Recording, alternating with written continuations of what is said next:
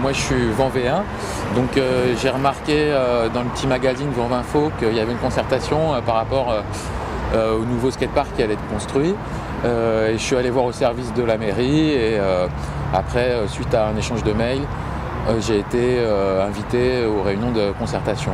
Il est important de dire que la concertation s'est plutôt bien passée et que les services de la mairie ont été vraiment à l'écoute des utilisateurs et de ceux qui pouvaient apporter des conseils. Je suis globalement satisfait, on va dire, du résultat final. C'est vrai que des compromis sont nécessaires entre les exigences des pratiquants et les besoins et contraintes des services municipaux. Ce groupe de travail a été donc de recueillir les besoins de l'ensemble de ces utilisateurs et puis donc de mettre en œuvre ces besoins sur un plan afin de pouvoir répondre à leur satisfaction.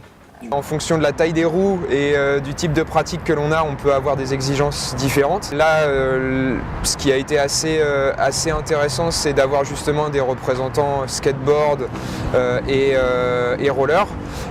C'est vrai qu'il faut aussi prendre en compte les pratiquants du BMX et aussi les pratiquants trottinette qui sont en ce moment quand même assez présents, mais qui s'adaptent, je pense, un petit peu plus facilement aux éléments que le skateboard et le roller.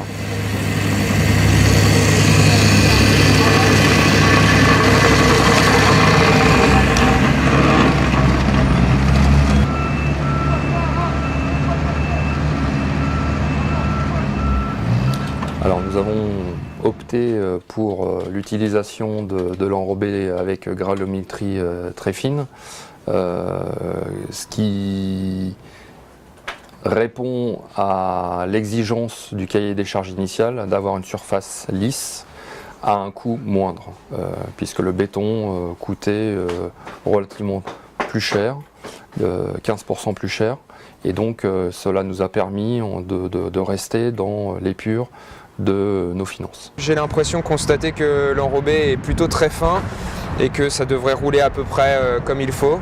À voir sur le long terme aussi, parce que c'est aussi un point important. Actuellement, nous sommes en attente de la livraison des modules béton, puisque nous sommes passés de modules bois en modules béton, donc beaucoup plus résistants dans le temps, qui permettra une grosse pérennité des installations.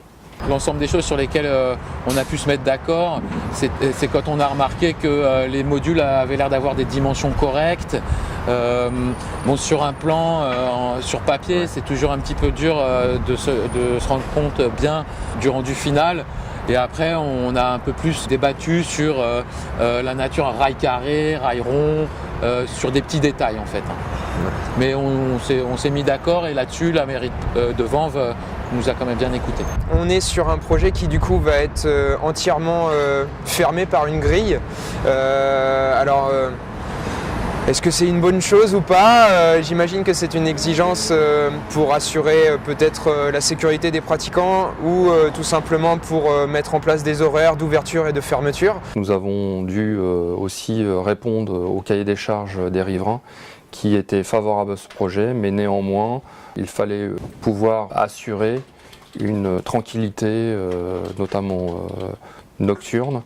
Donc c'est pourquoi une gestion de l'éclairage et une gestion des ouvertures de ce site nécessitaient donc de clôturer cette aire de jeu. Évidemment, nous sommes impatients. Mon activité fait aussi que je suis au courant de l'attente des jeunes pratiquants qui ont vu ce skatepark disparaître et attendent avec impatience la nouvelle version. Évidemment, ils ont envie de venir s'y frotter et de constater si c'est un bon équipement. Mais je pense qu'ils seront présents le 14 pour voir ce que ça donne.